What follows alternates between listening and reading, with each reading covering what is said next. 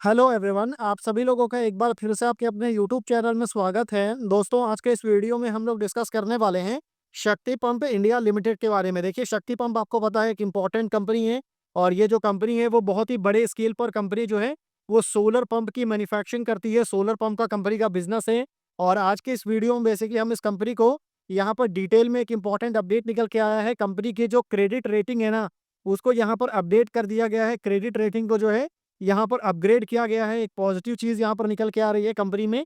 और ये credit rating को अपग्रेड क्यों किया गया है, इसके पीछे भी बहुत सारे रीजंस जो है वो यहाँ पे क्रेडिट रेटिंग जो एजेंसी है उसने यहाँ पर बताया है और उसको यहाँ पर हम आज के वीडियो में डिस्कस करने वाले हैं। तो काफ़ी इंपॉर्टेंट वीडियो होने वाला है, तो वीडियो को पूरा एंड तक जरूर देखिएगा। तो चलिए फिर बिना किसी देरी के आगे बढ़ते हैं और डायरेक्ट क्रेडिट रेटिंग की तरफ चलते हैं।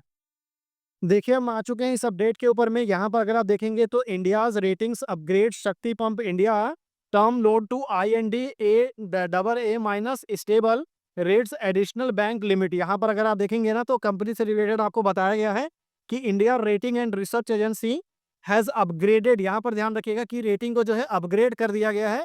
शक्ति pump limited long term bank loan to IND, आपको ये जो AA माइनस में है, पहले ये कितना था, तो पहले ये सिंगल A+ में था। और अगर आप शॉर्ट टर्म बैंक लोन अगर आप देखेंगे तो इसको भी यहाँ पर अपडेट किया गया है, अपग्रेड किया गया है। तो ये बहुत अच्छी बात निकल के आ रही है। और किसी भी देखिए, अगर आप मन मैं आप अगर फॉर एग्जांपल के लिए अगर मैं आपको बताऊं कि अगर आप किसी कंपनी में, कंपनी का नहीं, अगर आप पर्सनली अगर लोन लेने अगर आप जाते हैं तो बैंक आपका क्या चेक करता है आपको पता है? बैंक आपका सिविल स्कोर चेक करता है। सेम उसी तरह कंपनीज भी, इतनी सारी कंपनी है तो बैंक को, हर बैंक जो है ना, सारी कंपनीज का जो है ना पूरा रिसर्च एनालिसिस नहीं कर सकती है। तो इसलिए क्या होता है, तो ये जो रेटिंग एजेंसीज वगैरह हैं इनका खेल जो है यहीं पर आता है। मतलब बैंक्स जो है ना रेटिंग्स चेक करती है किसी भी कंपनी को लोन देने से पहले। तो ये जो रेटिंग है अगर ये अपग्रेड होती है तो ये बहुत बड़ा पॉजिटिव पॉइंट माना जाता है। इसका मतलब ये है कि कंपनी की बैलेंस शीट स्ट्रांग हुई है, कंपनी का बिजनेस जो है वो फ्लोरिश हो रहा है। इस वजह से जो क्रेडिट रेटिंग है उसको अपग्रेड किया गया है। यहाँ पर अगर आप आएंगे तो एग्जैक्ट रेटिंग वगैरह आपको दिया हुआ है। जैसे फंड बेस्ड लिमिट जो है इसको यहाँ पर अपग्रेड किया गया है 280 करोड़ का। नॉन फंड बेस्ड लिमिट अगर आप देखेंगे तो 358 करोड़ है, इसको भी यहाँ पर अपग्रेड कर दिया गया है। और यहाँ पर जो अपग्रेडेशन है वो आप यहाँ पर क्लियरली देख सकते हैं। प्रपोज वर्किंग कैपिटल लिमिट अगर आप देखेंगे तो 109 करोड़ यहाँ पर हो चुका है बढ़ करके, इसको भी अपग्रेड किया गया है।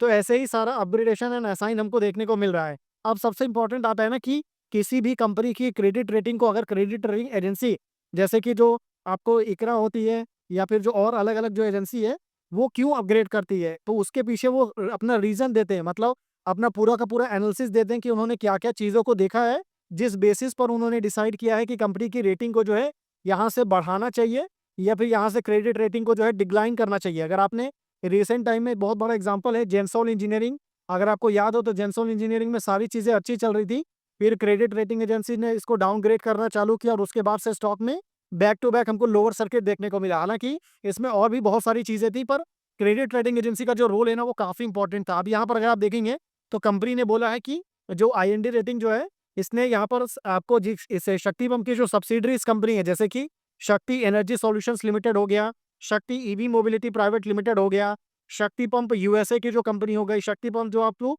UAE की कंपनी हो गई, बांग्लादेश की कंपनी हो गई, इन सारी कंपनीज का जो बैलेंस शीट है इसको कंपनी ने यहाँ पर एनालिसिस करने के लिए जो है वो आपको इंक्लूड किया है।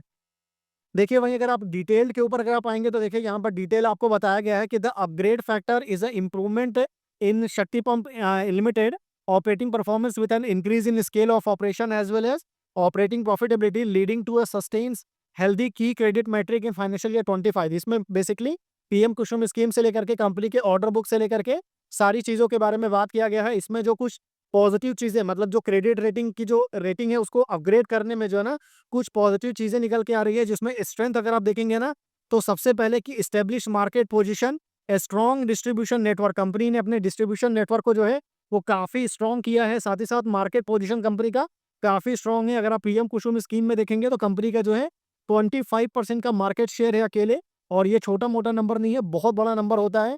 अगर PM कुसुम स्कीम में कंपनी होल्ड करती है इतना स्ट्रॉन्ग पोजीशन, तो इससे लॉन्ग टर्म में कंपनी को काफी फायदा होगा। तो मार्केट पोजीशन को जो है यहाँ पर काफ़ी हाईलाइट किया गया है। साथ ही साथ में डाइवर्सिफाई रेवेन्यू पोर्टफोलियो, यानी कि कंपनी जो है सिर्फ किसी एक सेगमेंट के ऊपर में पूरी तरह से डिपेंड नहीं है। कंपनी का जो रेवेन्यू पोर्टफोलियो है वो काफ़ी ज़्यादा डाइवर्सिफाई है और स्ट्रॉन्ग रेवेन्यू ग्रोथ कंपनी ने किया है फाइनेंशियल ईयर 25 में, unlikely to sustain in financial year 26। यानी कि अगर आप इसको फाइनेंशियल ईयर 24 के कंपैरिजन में देखेंगे तो फाइनेंशियल ईयर 25 में कंपनी का जो रेवेन्यू है वो ऑलमोस्ट हमको डबल होते हुए देखने को मिला। और ऐसा ही कुछ ग्रोथ जो है कंपनी सस्टेन कर सकती है फाइनेंशियल ईयर 26 में। यानी कि आने वाला टाइम जो है कंपनी के लिए और भी ज़्यादा इंप्रेसिव हो सकता है, अच्छा हो सकता है, और इसकी जो इम्पैक्ट है ना वो आपको क्रेडिट रेटिंग पर आपको इम्पैक्ट भी हो रहा है। बाकी इंप्रूव्ड एबिटा मार्जिन अगर आप देखेंगे to sustain in financial year 26, अगर आप जाएंगे ना, ज़्यादा नहीं, अगर आप 2 साल पहले जाएंगे तो शक्ति पंप का जो ऑपरेटिंग प्रॉफिट मार्जिन था, जो एबिटा मार्जिन था, वो आपको 6%, 8% देखने को मिलता था। और अभी ये जो मार्जिन है ना फाइनेंशियल ईयर 25 में ये बढ़ करके 25% तक आपको पहुंच चुका है, 24-25%। और ये जो एबिटा मार्जिन में जो कंपनी ने ग्रोथ दिखाया है, उस ग्रोथ के पीछे का क्या रीज़न है? तो सबसे बड़ा रीज़न है कंपनी ने लगातार आपको बैकवर्ड इंटीग्रेशन किया है। उसके साथ-साथ कंपनी ने आपको रॉ मटेरियल के ऊपर में भी काफ़ी वर्क किया है। कंपनी अपनी सब्सिडियरी के थ्रू जो है, अपने जो बैकवर्ड इंटीग्रेशन कर रही है, तो इससे भी जो ऑपरेटिंग प्रॉफिट मार्जिन है, उसमें काफ़ी ग्रोथ हमको देखने को मिल रहा है। और आने वाले टाइम में और भी ग्रोथ आने वाले टाइम में देखने को मिल सकता है। साथ ही साथ में स्ट्रॉन्ग क्रेडिट मैट्रिक आपको all through likely to moderate in the near term. बाकी ऐसा नहीं है कि शक्ति पंप में सारी चीज़ें सिर्फ पॉजिटिव नहीं है, कुछ नेगेटिव भी है। जैसे कि सबसे बड़ा नेगेटिव क्या है कि वर्किंग कैपिटल साइकिल कंपनी का जो अभी एलोंगेट हुआ है, टेंडर ड्रिवन नेचर है ऑपरेशन का, एंड इंटेंस कंपटीशन, क्योंकि कंपनी जो है ज़्यादातर जो है आपको पीएम कुसुम स्कीम से अपना रेवेन्यू लेती है। और पीएम कुसुम स्कीम जो है वो आपको टेंडर रिलेटेड है, मतलब एक बार गवर्नमेंट इसका टेंडर फ्लोट करती है, कंपनी पार्टिसिपेट करती है, कंपनी टेंडर को जीतती है, तो यहाँ पर कंपटीशन बहुत टफ है। और आने वाले टाइम में अगर कंपटीशन और बढ़ता है तो उस केस में कंपनी का जो रेवेन्यू है वो हमको नेगेटिव इम्पैक्ट होते हुए देखने को मिल सकता है। साथ ही साथ में वोलेटाइल इनपुट प्राइसेस का मतलब क्या है? तो रॉ मटेरियल, जो भी रॉ मटेरियल लगता है ना, वो काफ़ी ज़्यादा वोलेटाइल है, क्योंकि ड्यू टू आपको अनसर्टेनिटी इन इंटरनेशनल मार्केट, बाकी risk pertaining to new business, company जो है अभी नए बिजनेस में एंट्री ले रही है इलेक्ट्रिक व्हीकल सेगमेंट में, तो यहाँ से भी कंपनी के लिए काफ़ी रिस्क फैक्टर जो है वो निकल करके आ रहा है। वहीं अगर आप कंपनी के स्ट्रेंथ को अगर आप डिटेल से जाएँगे ना, यहाँ पर डिटेल डिस्क्रिप्शन दिया हुआ है, जिसमें सबसे पहले जो है ना establish market position and strong distribution network के बारे में बताया गया है। तो यहाँ पर अगर आप देखेंगे ना, तो Shakti pump has a strong market position in solar pump under the PM Kusum scheme, apart from catering to government order from 9 states under PM Kusum. आपको Shakti pump cater to non Kusum government order source from Maharashtra and Chhattisgarh based government entity. यानी कि company जो है PM Kusum scheme से related 9 states में company काम कर रही है, और 2 नॉन गवर्नमेंट आपको महाराष्ट्र एंड छत्तीसगढ़ में कंपनी जो है नॉन पीएम कुसुम गवर्नमेंट टेंडर्स में भी कंपनी पार्टिसिपेट कर रही है। और अपने डिस्ट्रीब्यूशन नेटवर्क को कंपनी ने काफ़ी स्ट्रॉन्ग किया है। मोर देन 550 से ज़्यादा डीलर्स एंड रिटेलर जो है कंपनी के साथ आपको जुड़े हुए हैं। मोर देन 100 कंट्रीज़ में कंपनी का जो प्रेज़ेंस है वो आपको देखने को मिलेगा। और कंपनी का जो एनुअल मैन्युफैक्चरिंग कैपेसिटी है वो काफ़ी इंक्रीज़ हुआ है। मतलब अगर आप देखेंगे ना, टोटल कंपनी की जो कैपेसिटी है वो ऑलमोस्ट आपको 80 लाख यूनिट तक पहुंच चुका है, जिसमें आपको 50 लाख क्या है तो पंप्स एंड मोटर्स हैं। 20 लाख अगर आप देखेंगे तो वीएफडी यानी कि वेरिएबल फ्रीक्वेंसी ड्राइव देखने को मिलेगा। और उसके साथ अगर आप देखेंगे तो 10 लाख जो है वो सोलर स्ट्रक्चर जो है यहाँ पर हमको पार्टिसिपेट हो रहा है। तो कंपनी ने लगातार अपनी मैन्युफैक्चरिंग कैपेसिटी को जो है इम्प्रूव किया है, तो ये एक बड़ा पॉजिटिव पॉइंट है कंपनी में। साथ ही साथ अगर आप कंपनी का रेवेन्यू पोर्टफोलियो देखेंगे तो ये काफ़ी ज़्यादा डाइवर्सिफाई हुआ है, यानी कि किसी एक के ऊपर में कंपनी का डिपेंडेंसी नहीं है। अगर आप देखेंगे तो एग्रीकल्चर सेगमेंट से कंपनी 77% रेवेन्यू जनरेट करती है। बाकी अगर आप रेसिडेंशियल सेगमेंट से देखेंगे तो कंपनी का 5% का रेवेन्यू है। उसके साथ-साथ अगर आप देखेंगे ना, तो यहाँ पर ये जो रेसिडेंशियल इंडस्ट्रियल सेगमेंट है, और उसके साथ-साथ कंपनी ज्योग्राफिकली प्रेजेंस देखेंगे तो एशिया से लेकर के यूएस से लेकर के मिडिल ईस्ट, हर रीजन में कंपनी जो है अपना रेवेन्यू आपको जनरेट कर रही है। लास्ट ईयर कंपनी ने जो है 17% जो है ना टोटल रेवेन्यू का जो कंट्रीब्यूशन था वो हमको एक्सपोर्ट से देखने को मिला। तो ये बहुत बड़ा नंबर है। और जो कंपनी का मेजर जो एक्सपोर्ट है वो कहाँ से हो रहा है, तो वो मिडिल ईस्ट, अफ्रीका, ऐसे रीजन और ऐसी कंट्रीज में जो है यहाँ पर हमको देखने को मिल रहा है। साथ ही साथ आपको पता होगा कि कंपनी के लिए फाइनेंशियल ईयर 25 बहुत ही ज़्यादा ज़बरदस्त था। कंपनी की हिस्ट्री का जो है सबसे बेस्ट परफॉर्मेंस यहाँ पर हमको देखने को मिला। और पिछले 5 सालों में अगर आप देखेंगे ना, फाइनेंशियल ईयर 21 से लेकर के 25 के बीच में कंपनी का जो रेवेन्यू ग्रोथ हुआ है ना, वो 28% के सीएजीआर यानी कि कंपाउंडेड एनुअल ग्रोथ रेट के हिसाब से इसमें ग्रोथ देखने को मिला है। और कंपनी का जो रेवेन्यू है वो 2516 करोड़ पर पहुंच चुका है। लास्ट ईयर कंपनी का जो रेवेन्यू था वो 1370 करोड़ था। तो कंपनी ने शानदार ग्रोथ हमको शो किया है। साथ ही साथ कंपनी का जो ऑर्डर बुक है वो काफ़ी स्ट्रॉन्ग है, जो कि 1654 करोड़ हमको देखने को मिल रहा है। वहीं अगर आप आगे बढ़ेंगे और कंपनी के एबिटा मार्जिन के ऊपर अगर आप आएँगे, तो जैसा मैंने बोला था कि कंपनी का एबिटा मार्जिन में जो है शानदार ग्रोथ हमको देखने को मिला है। जो एबिटा मार्जिन एक समय पर 6.9%, 16.4% था, वो अभी बढ़ते-बढ़ते 24% पर पहुंच चुका है। और इसके पीछे क्या रीज़न है? तो देखिए, इसके पीछे जो सबसे बड़ा रीज़न है, अगर आप देखेंगे, तो manufacturing solar pump better absorption of fixed cost, overhead, modernisation and price की in raw material and implementation of variable frequency drive have lead to significant improvement in SPIL consolidated EBITDA margin. यानी कि इसमें backward integration, variable frequency drive, VFD company खुद बना रही है, तो इससे कंपनी का रॉ मटेरियल जो है, जो कॉस्ट वगैरह है, जो है वो काफ़ी डिक्लाइन हुआ है। तो इसने काफ़ी इंपॉर्टेंट रोल प्ले किया है। हालाँकि सबसे बड़ी चीज़ जो यहाँ पर निकल के आ रही है ना, कि कंपनी का जो मैनेजमेंट है, the management is further investing into the in-house manufacturing of solar panel, which is likely to be operational from financial year 28 and shall thereby reduce dependency from external vendor and shall thereby aid to further improve the EBITDA margin by 2 to 3% year on year from financial year 28। यानी कि अगर आप currently जो company का अगर आप EBITDA margin देखेंगे 24% है, और ये आने वाले साल में जो है और भी ज़्यादा बढ़ेगा। यानी कि आने वाले फाइनेंशियल ईयर 28 के बाद में ये 24% जो है ये बढ़ करके आपको 26 और 27% तक जा सकता है। रीज़न क्या है उसके पीछे?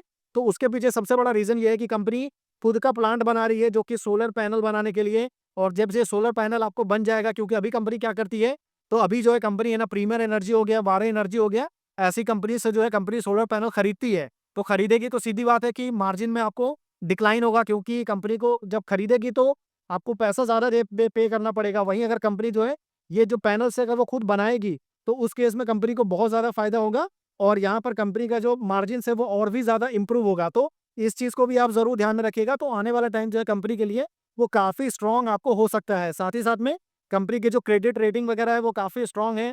ऑल्थो आपको likely to moderate in near term, जिसमें अगर आप देखेंगे तो जो डेट टू इक्विटी वगैरह है वो काफ़ी कम है। ओनली 0.2x यहाँ पर डेट टू इक्विटी है। और क्यूआईपी के थ्रू कंपनी ने जो है 200 करोड़ से ज़्यादा का फंड रेज भी जो है कंपनी ने अभी रिसेंट टाइम में किया है। और इसको जो है अलग-अलग जगह पर कुछ आपको कैपेक्स किया है कंपनी ने, कुछ अपने नए प्लांट्स में कंपनी ने इन्वेस्ट किया है, कुछ आपको वर्किंग कैपिटल रिक्वायरमेंट में इस फंड को जो है कंपनी ने यहाँ पर यूज़ किया है।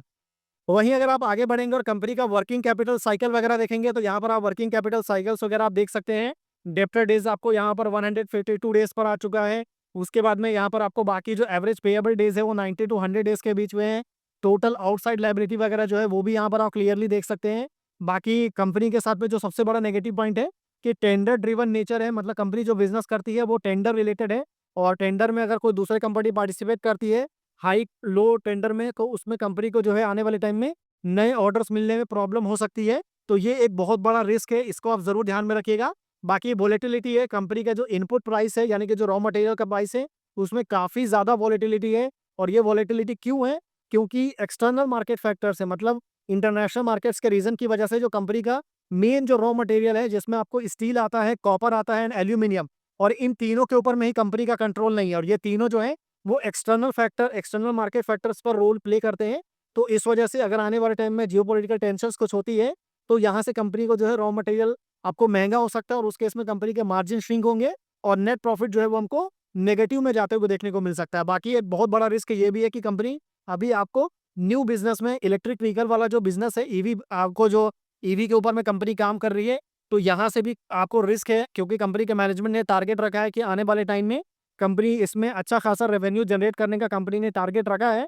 मतलब 20 करोड़ से 30 करोड़ कंपनी और इन्वेस्ट करेगी। पहले ऑलरेडी कंपनी ने 50 करोड़ का इन्वेस्टमेंट जो है शक्ति ईवी मोबिलिटी लिमिटेड करके इसकी सब्सिडरी कंपनी है, जो कि आपको ईवी के लिए मोटर, कंट्रोलर, चार्जर वगैरह बनाती है, two wheeler, three wheeler, passenger vehicle, commercial vehicle के लिए। तो इस पे कंपनी लगातार इन्वेस्ट कर रही है, पर अभी इससे रेवेन्यू नहीं आ रहा है। आने वाले टाइम में मतलब बहुत नेग्लिजिबल है, ओनली 3 करोड़ के आसपास का रेवेन्यू है। तो ये आने वाले टाइम में अगर ये बढ़ता है तो अच्छी बात है। बाकी ये हमेशा से इसमें रिस्क बना रहेगा, क्योंकि कंपनी ने टारगेट को रखा है कि 200 करोड़ से 300 करोड़ आने वाले फाइनेंशियल ईयर 27 तक में जो है रेवेन्यू यहाँ पर इलेक्ट्रिक व्हीकल सेगमेंट से लेकर के आना है। पर ये काफ़ी मुश्किल होगा। हालाँकि कंपनी अशोक लेलैंड से लेकर के टाटा के साथ में टाई अप कर रही है, बात कर रही है, पर अभी इसमें बहुत लंबा जर्नी जो है कंपनी को इलेक्ट्रिक व्हीकल में ट्रैवल करना है, तो इसमें रिस्क हमेशा से आपको बना रहेगा। तो ये हमारा पूरा का पूरा डिस्कशन था। तो आई होप आपको वीडियो जो है वो इन्फॉर्मेटिव लगा होगा, क्योंकि हमने पॉजिटिव एंड नेगेटिव दोनों पॉइंट्स को हमने यहाँ पर डिटेल में कवर किया है। बाकी किसी भी तरह का शक्ति फंड को लेकर के कोई भी रिकमेंडेशन नहीं है, ना ही बाई करने का, ना ही सेल करने का, ना ही होल्ड करने का। तो इस चीज़ को ध्यान में रखिएगा। बाकी हमारे टेलीग्राम ग्रुप को ज़रूर ज्वाइन करके रखिएगा। वहाँ पर हम आने वाले वीडियोस के जो नोटिफिकेशन वगैरह जो है वो वीडियोस को पोस्ट करते रहते हैं। वीडियो इन्फॉर्मेटिव लगे तो आप वीडियो को लाइक कर सकते हैं। चैनल अगर आपको पसंद आए तो आप चैनल को सब्सक्राइब कर सकते हैं, ताकि मैं आपके लिए आने वाले टाइम में और भी अच्छे और इन्फॉर्मेटिव वीडियोस जो हैं वो मैं आपके लिए बना करके ला सकूँ। तो फिर मिलते हैं आपसे अगले वीडियो में, तब तक के लिए गुड बाय।